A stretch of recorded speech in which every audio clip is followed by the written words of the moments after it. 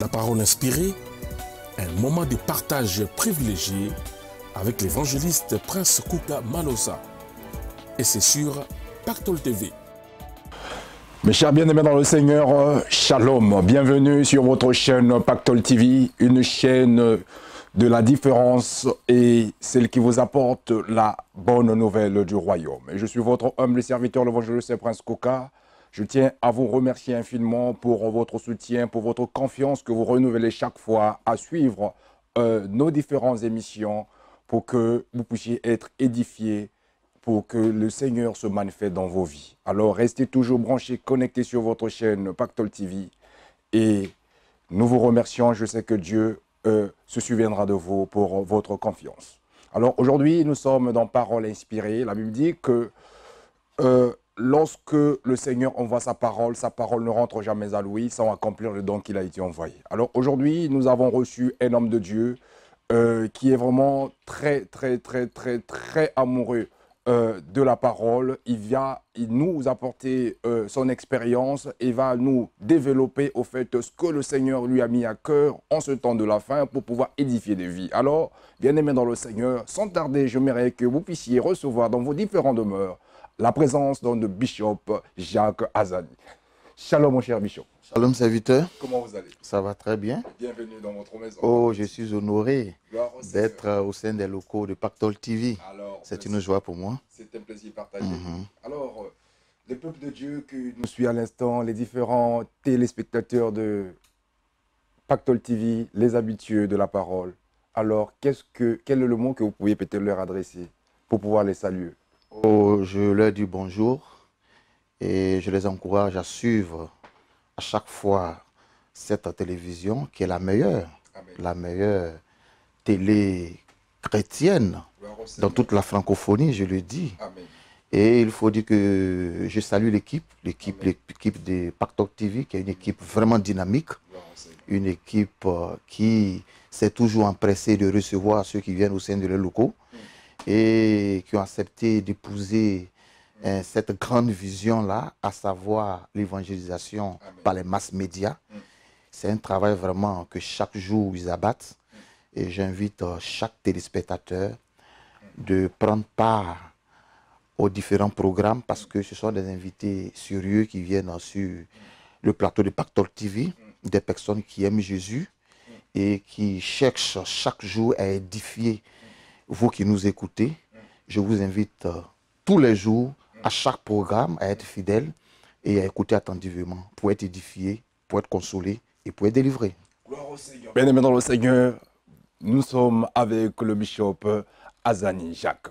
Alors, mon cher Bishop, j'aimerais savoir qui est le Bishop Jacques Azani. C'est une joie pour moi de répondre à cette question parce que, vous savez,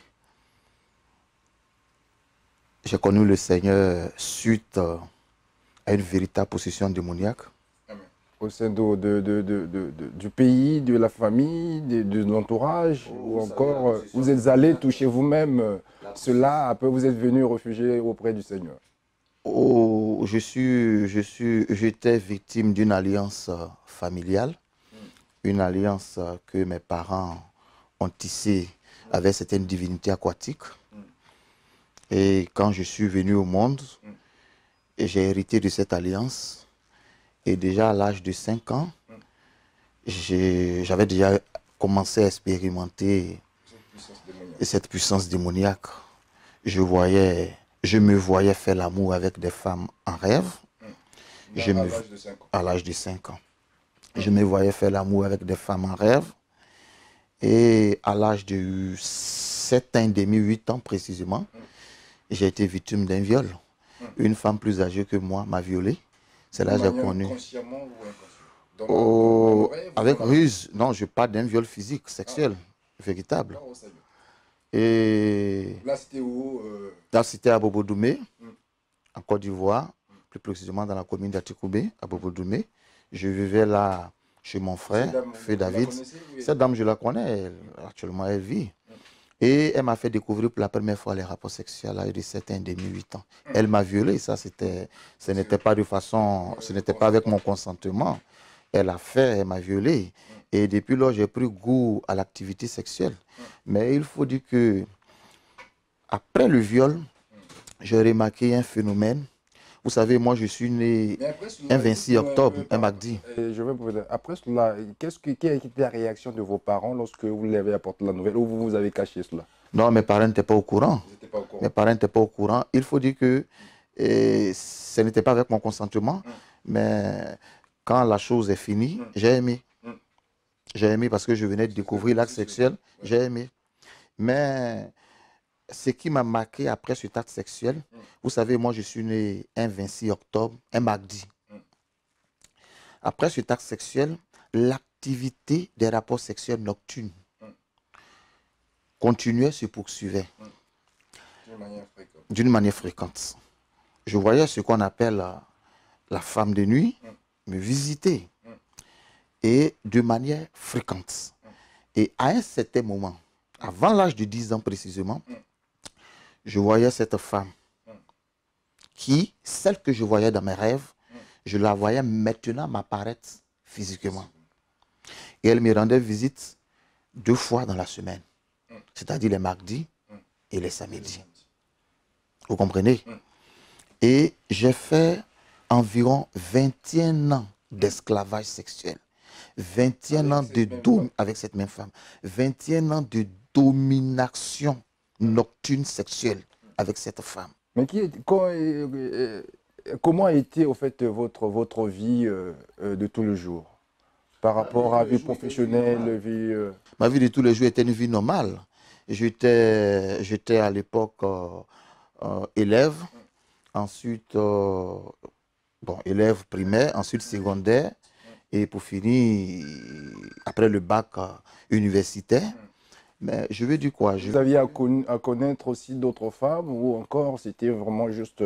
Non, j'ai connu d'autres femmes. J'ai mené une vie de perversion sexuelle. Est-ce que vous comprenez? Mais ce que je veux dire précisément, c'est que cette femme, lorsqu'elle venait les mardis, me rendre visite et avoir des rapports sexuels avec moi, lorsqu'elle venait les samedis, de façon physique, avoir des rapports sexuels avec moi, je la raccompagnais. Au début, elle venait, je la mettais à la porte, mais après un certain moment, je la raccompagnais. Et lorsque je la raccompagnais, vous voyez, à Bobo-Doumé, pour ceux qui connaissent à Bobo-Doumé en Côte d'Ivoire, à Tchékoubé, il y a une eau, parce qu'il y a un bateau-bus, il y a une société, la Sotra, qui est une société de transport au niveau d'Abidjan. Donc, je la raccompagnais et il y a la lagune Ébriée qui est à côté là. Et lorsque je la raccompagnais, je la voyais rentrer, pas dans une maison, mais poser ses pieds sur l'eau, prendre la forme d'une tortue, prendre la forme d'un animal qu'on appelle pieuvre, prendre la forme d'un serpent et disparaître. Et vous voyez, vous l'avez senti? Mais au début, mais la première fois, j'ai été frustré. Mais elle m'a d'abord préparé spirituellement. Elle m'a d'abord préparé spirituellement. Et je dis qu'aujourd'hui, beaucoup de chrétiens sont sous cette domination. Sont sous cette influence. Parce qu'au début, c'était de façon inconsciente. Mais après, j'ai aimé la chose. Parce que vous voyez, quand elle m'apparaissait dans mes rêves, mais elle m'a fait faire une alliance avec un ruban rouge. Nous sommes rentrés en alliance. Est-ce que vous comprenez? Maintenant, pour accepter la chose, vous voyez, elle dominait mon âme. C'est ce qu'on appelle l'envoûtement. Elle dominait mon âme. Elle exerçait son charme, son influence sur moi. Donc, je ne pouvais plus faire ce que je voulais, mais je faisais ce que je ne voulais pas. C'est ça l'influence, c'est ça l'envoûtement. Donc j'étais sous son charme, j'étais sous son envoûtement. Qui me délivrera, comme l'a dit l'apôtre Paul. Donc, et ça a été comme ça. Ma vie a été ainsi. Lorsque j'ai vu cette femme, mais après ma délivrance, j'ai réalisé que je sortais avec un démon en chair. Et là, maintenant, la femme avec quel âge? Et vous, lorsque vous avez eu à cet âge-là, autour de 21 ans? Non, pas autour de 21 ans. J'ai dit, j'ai fait presque 21 ans d'activité nocturne, ténébreuse, sexuelle. Vous l'avez accompagné? Le jour où je l'accompagnais, j'avais moins de 15 ans. J'étais encore un ado. j'ai commencé à... J'ai eu mes rapports sexuels à de 7 ans, 7 ans et demi, 8 ans. Mais lorsque elle m'apparaissait les mardis et les samedis, lorsqu'elle prenait la forme humaine pour venir avoir des rapports sexuels avec moi, mais j'étais qu'un ado, je n'avais même pas 15 ans. Et au début, j'étais frustré, mais je dis qu'elle a fait un travail, elle a préparé mon âme à accepter les choses. L'âme, c'est le siège de nos émotions. Est-ce que vous comprenez? Donc, elle m'a préparé à accepter la chose. Est-ce que vous voyez? Et elle exerçait une certaine domination sur mon âme. Elle n'a pas violé ma volonté. Parce que le diable ne viole pas la volonté humaine. Dieu ne viole également pas la volonté humaine. C'est lorsque on accepte la chose, lorsqu'on veut la chose. Vous voyez, lorsqu'on veut la chose, c'est ainsi qu'il y a domination et influence. Est-ce que vous comprenez? Si nous acceptons de faire une chose, nous, Dieu nous laisse la faire. Voilà. Mais j'ai aimé la chose, puisque je venais de découvrir l'activité sexuelle. Donc j'ai aimé la chose. Je venais d'être violé. Et après mon viol, j'allais tout le temps avec cette femme qui était plus âgée que moi. 7 ans et demi, 8 ans. La dame avait plus de 30 ans. Vous comprenez? Et après, j'ai continué la chose, puisque j'ai commencé à aimer la chose. Vous comprenez?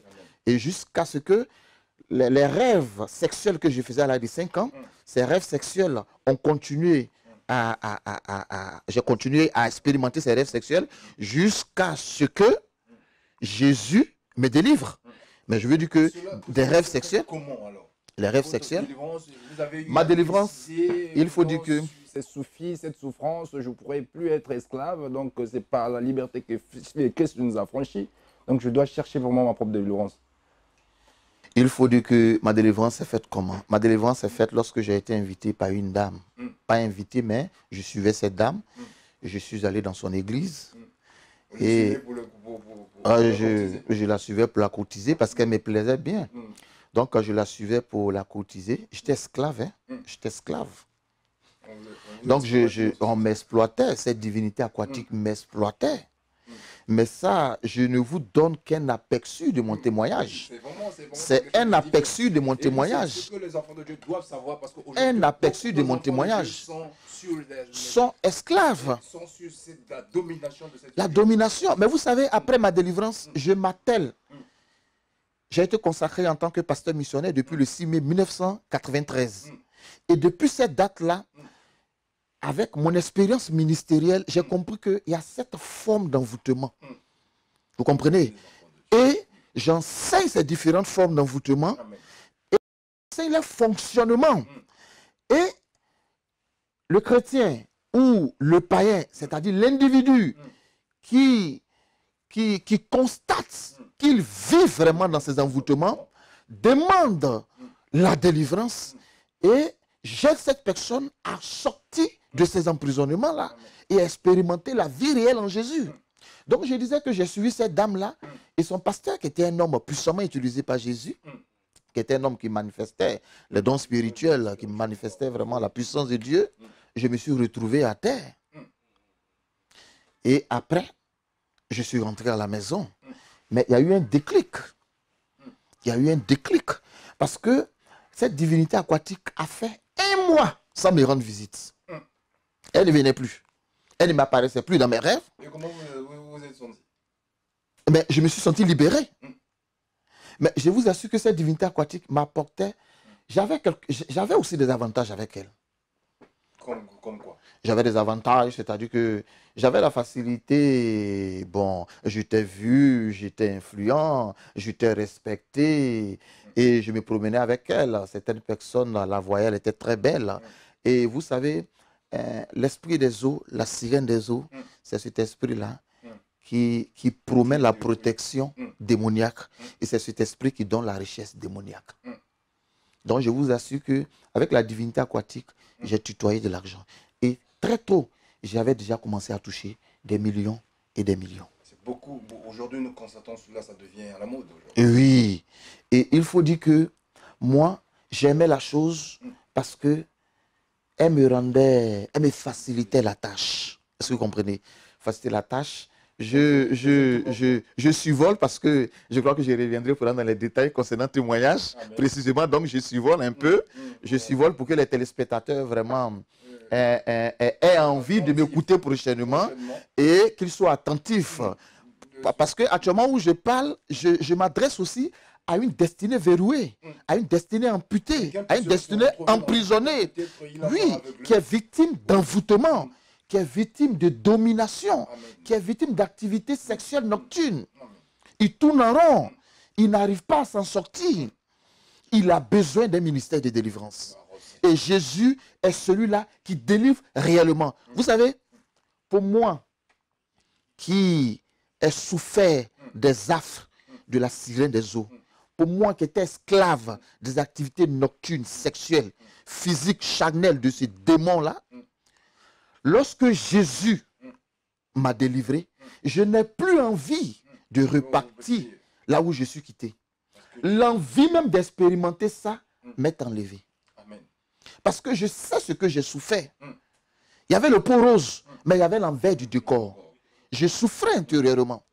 Et je n'ai plus envie de retourner. Vous savez, ceux qui s'amusent avec le cultisme, ceux qui s'amusent avec les divinités aquatiques, c'est parce qu'ils n'ont pas encore expérimenté la profondeur invivable de cette vie-là. Et vous avez quand même à faire des nuits pendant vos jours de sommeil, pendant vos moments de sommeil?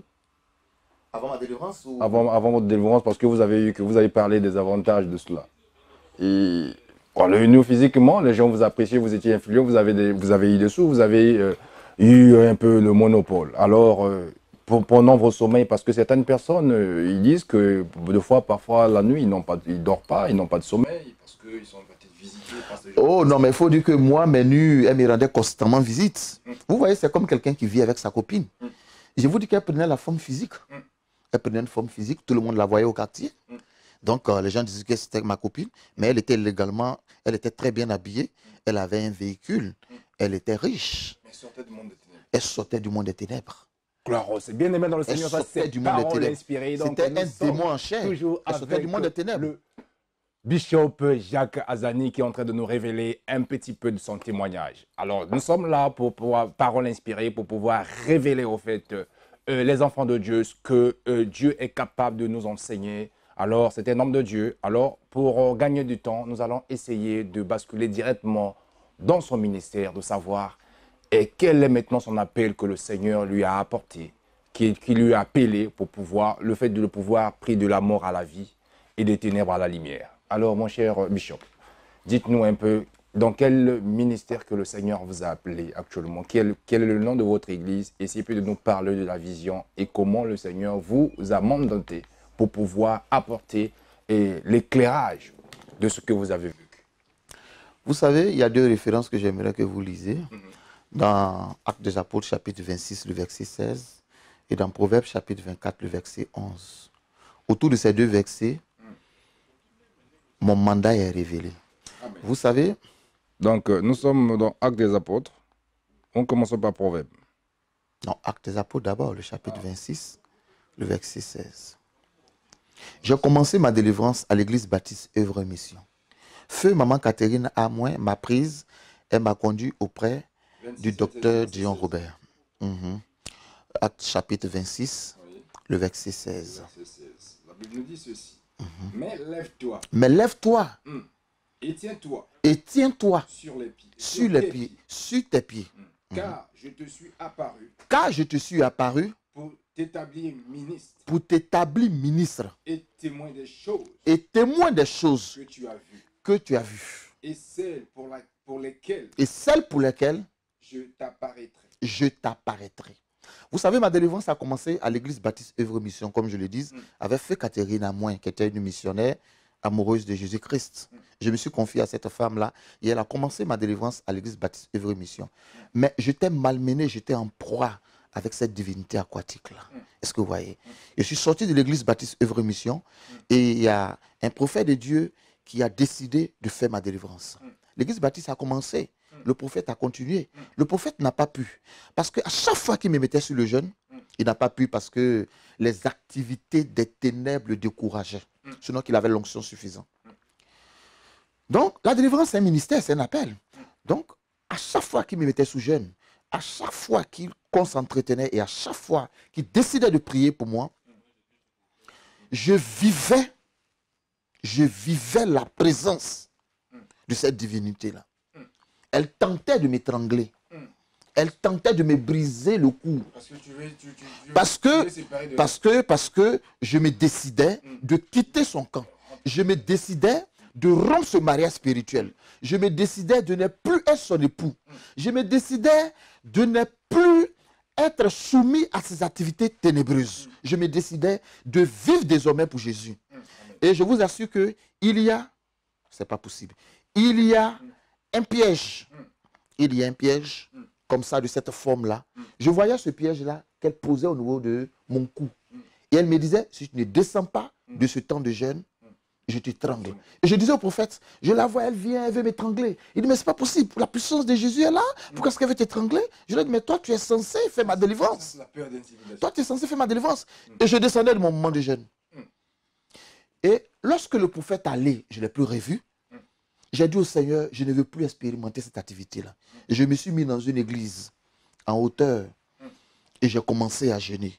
Et au cours de ce jeûne, j'ai pris 30 jours de jeûne à eau. Je voulais réellement être libéré. Je voulais réellement être délivré. Parce que j'étais fatigué de ces activités. J'étais très fatigué de ces activités. Et le jour où je refusais, le jour où je ne me mettais plus dans les dispositions pour qu'elles viennent sortir avec moi spirituellement comme physiquement, mais les matins, je me retrouvais avec des griffes. Elles me griffaient. J'avais tout le corps en sang.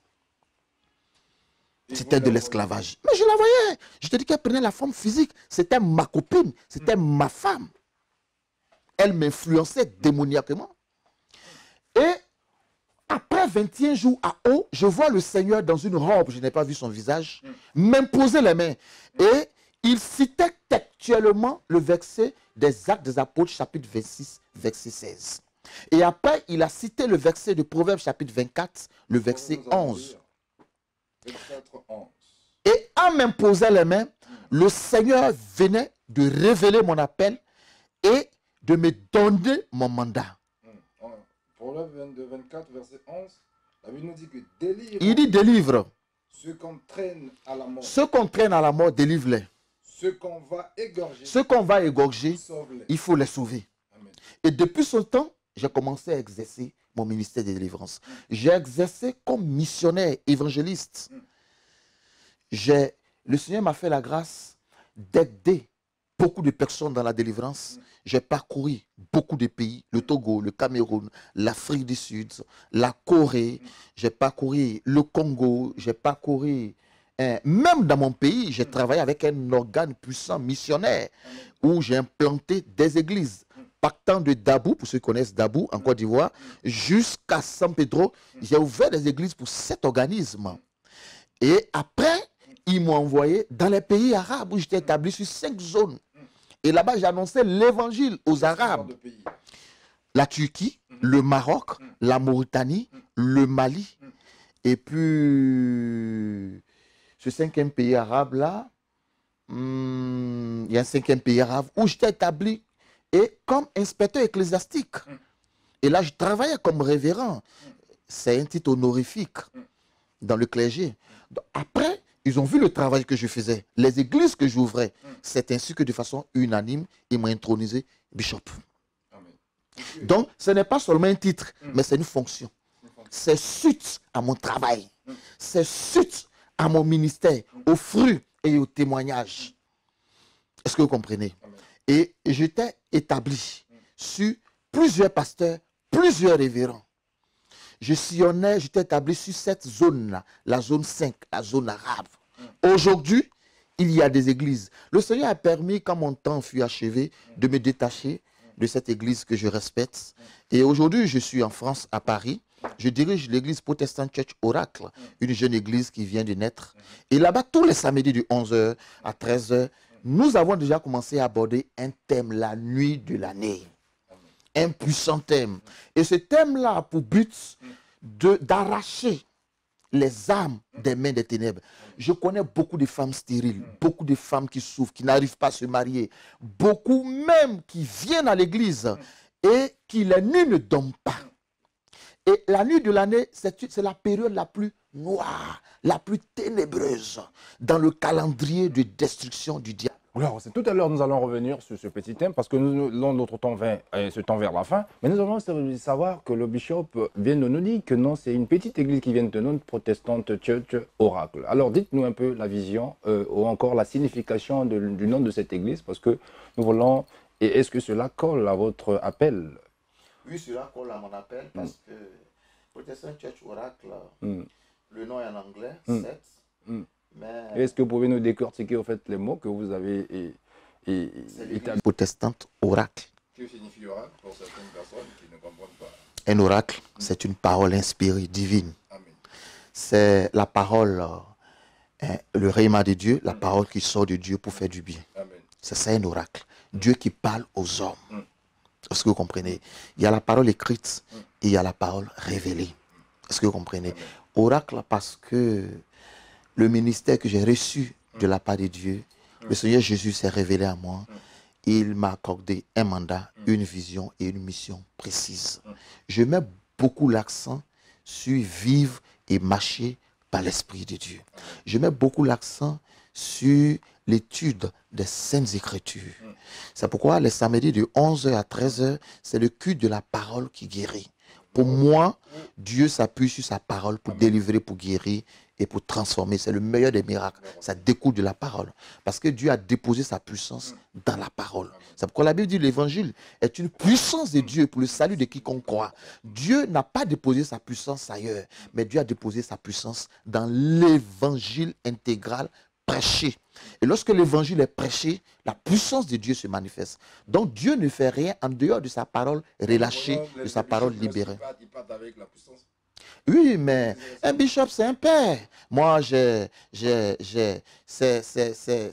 ma famille ecclésiastique, ma famille chrétienne qui m'a intronisé bishop après 24 ans de ministère. Est-ce que vous comprenez? Après avoir bâti des églises. Vous comprenez? Ça, c'est une fonction du clergé, c'est une fonction ecclésiastique, c'est une fonction, j'allais dire, honorifique. C'est une fonction qui révèle le travail, parce qu'on l'est en fonction du travail qui a déjà été fait. Sinon que mon ministère, c'est l'apostolat. J'ai un ministère apostolique. Alors que l'apôtre exerce un ministère de direction, un ministère d'organisation, un ministère de bâtir des églises, un ministère de... C'est le garant de la doctrine biblique. L'apôtre, c'est un père. C'est le garant de la doctrine biblique.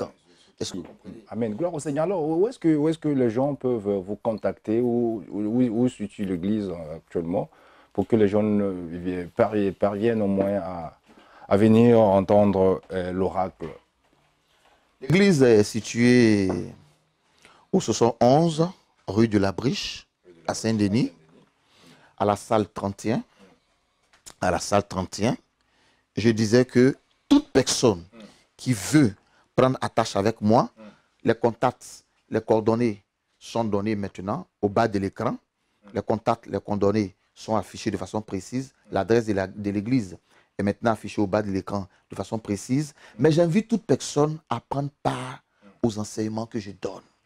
Parce que la vision de Protestant Church Oracle, c'est de faire de l'homme l'associé de Dieu. Et le mandat de Protestant Church Oracle se trouve dans Proverbe chapitre 26, verset 16. Et j'allais dire dans Actes des Apôtres, chapitre 26, verset 16. Et dans Proverbe chapitre 24, verset 11. Le Seigneur m'a chargé d'empêcher ceux que les puissances des ténèbres entraînent à la mort, de les délivrer par le pouvoir de son esprit. Est-ce que vous comprenez? Ça, c'est le mandat que j'ai reçu lorsque Jésus m'a imposé les mains pour ma délivrance. Parce qu'il a fallu Jésus ressusciter pour faire ma délivrance. Les hommes m'ont fui. Parce que la divinité les effrayait. La divinité les terrassait. C'était du costaud. C'était par intimidation. Et puis elle se manifestait. Moi, elle me tordait le cou, elle tentait de me tuer. Elle tentait. Après 21 ans d'esclavage nocturne, démoniaque sexuel, avec cette divinité, je veux comme ça partir. Mais je décide de partir, mais elle ne me laissera pas. Mais gloire soit rendue à Jésus, qui effectivement m'a délivré. Amen. Donc la nuit de l'année, ce thème-là, c'est un thème évocateur. La nuit de l'année commence à partir du 21 décembre, c'est-à-dire le solstice de l'hiver jusqu'à l'équinoxe du printemps. C'est à cette date-là que l'ennemi a choisi de manifester ses activités ténébreuses sur terre. Et je vous dis, c'est à cette période précise que l'ennemi réclame un quota de sang et d'âme. À qui? Aux démons, aux mystiques et aux sorciers. Quand je parle des démons, je parle des principautés établies sur les régions. Des principautés établies sur les régions. Ce sont des hommes forts.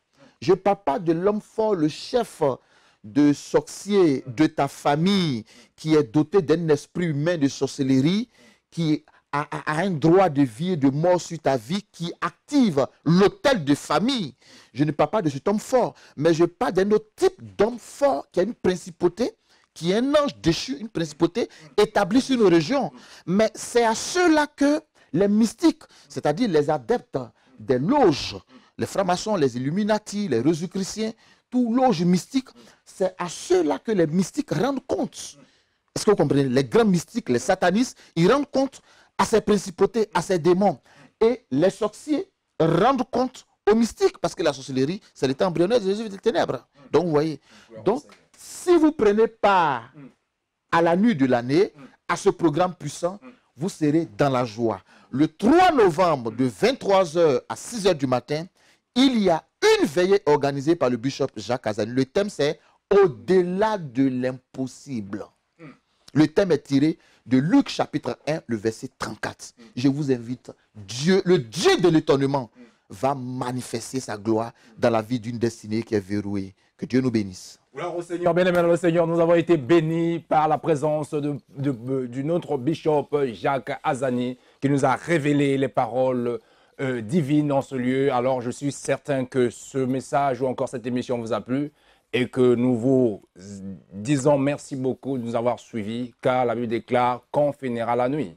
Job a dit cela, donc voyez-vous, donc il est temps que nous puissions sortir de la nuit pour pouvoir vivre la véritable lumière du Seigneur. Que Dieu vous bénisse. Je bénis le PDG de Lomoutima, Maman Béuciel, ainsi que toute l'équipe Pactol TV pour le travail qu'ils sont en train de réaliser afin de pouvoir vous bénir dans vos différentes demeures. Que Dieu vous bénisse et à très bientôt.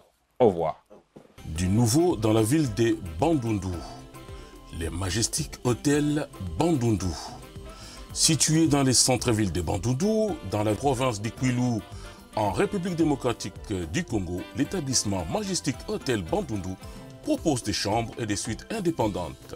Une salle polyvalente de 100 places et une salle de sport. Connexion internet gratuite dans l'hôtel, plusieurs chaînes télé dans toutes les chambres luxueusement décorées dans un style élégant. Au Majestic Hotel Bandundu, des mets locaux et internationaux vous sont concoctés par un chef étoilé. Classé 4 étoiles, les Majestic Hotel Bandundu est doté de toutes les commodités. La belle terrasse du Majestic Hotel Bandundu sera un endroit idéal pour vous pour prendre votre petit déjeuner ou simplement pour vous détendre après une journée passée à travailler ou à visiter la ville de Bandundu et les sites touristiques locaux. Le Majestic Hotel Bandundu est aussi une offre de rêve pour les natifs de cette ville.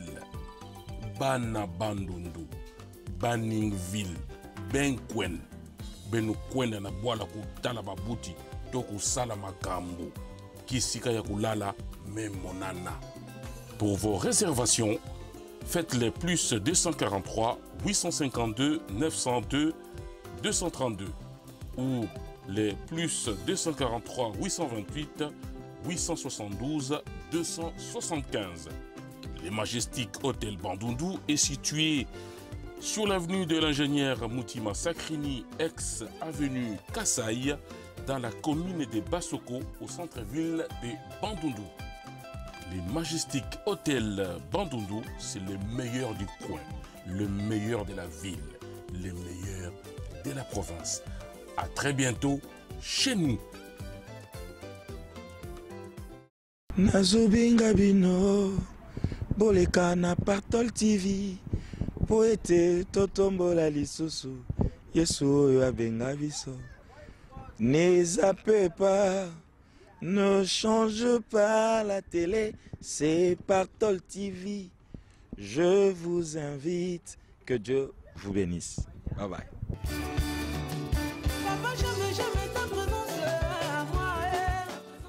Je suis le frère innocent Lolo Moutima, le visionnaire de Pactol TV. Dans sa quête de faire briller la lumière et la vérité de notre Seigneur Jésus-Christ dans le monde entier, Pactol TV est désormais implanté à Abidjan, en Côte d'Ivoire. Vous habitez en Côte d'Ivoire ou dans la sous-région et vous voulez que votre message soit entendu, que votre ministère soit connu et aussi pour la promotion de vos œuvres, contactez Pactol TV à Abidjan, à Angré, 8e tranche. La chaîne Pactol TV est visible sur les bouquets Orao Télécom et sur notre site internet www.pactoltv.com et bientôt sur TNT Sat Africa, Free, Orange, Bouygues Télécom. Pour la gloire de notre Seigneur. Pactol TV, la chaîne chrétienne de la différence, est incontournable du moment. Votre partenaire spirituel de confiance. J'aime tellement Seigneur, Saint-Esprit, j'aime ta présence dans ma vie, j'aime ton onction sur moi, tu m'invites ma tête et ma coupe déborde. TV. Happybox TV, c'est le bouquet pour regarder Pactol TV. Dans la rubrique Religion au numéro 358, achetez les décodeurs Happybox TV sur www.happybox TV ou chez Pactol TV. Sans aucune configuration préalable, la Happybox TV s'adapte à votre connexion Internet partout dans le monde.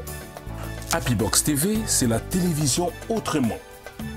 Pactol TV, votre chaîne chrétienne incontournable du moment, mais surtout celle de la différence et de l'excellence, est présente dans les bouquets Happybox TV et Orao Télécom.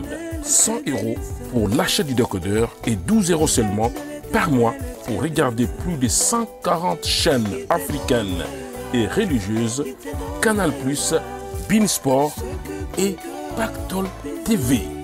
Ne tardez plus, achetez ou commandez votre décodeur Happybox TV pour regarder la télé autrement.